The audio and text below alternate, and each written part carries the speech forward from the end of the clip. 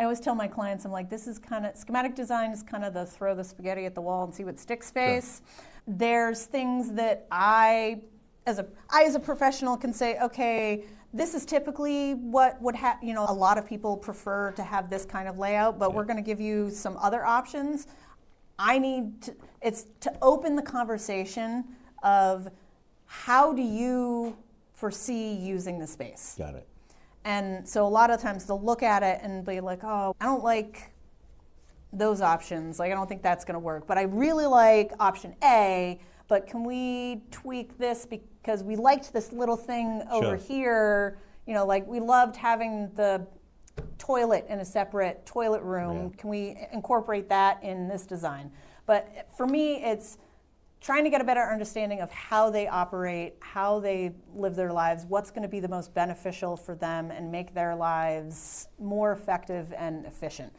Do you want your laundry room upstairs because it's right off of your bedroom, or do you want, you really love having the laundry downstairs because you don't have to listen to it in your bedroom? And so then we finished the schematic designs, and now we're ready to go to final plans. So after schematic design is done, not every architect recommends this, but I recommend at that point they go and talk to contractors. Ah, okay. Forgot about the guy that's going to build it. Yeah. So I typically at that point will tell them,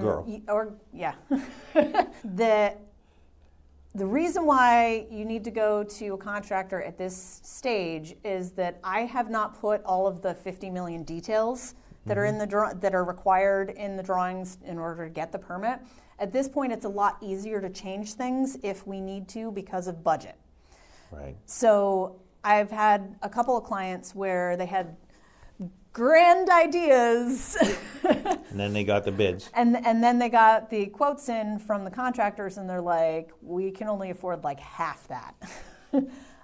So at that point, because we hadn't gone and done all the details, at that point we can much more easily go back and kind of modify for what their budget realistically is at that point, and be able to still get everything that they need or want, but more pulled back. Understood. I always start with schematic design. We always start with everything you could possibly want for the goal for the project. Get as much as you can. Get the dream, because sometimes you can't afford it. And some of our clients were like, oh yeah, the prices came in, they were great, not a problem. Let's go. And others, depending on the market and whatever, it isn't always the case.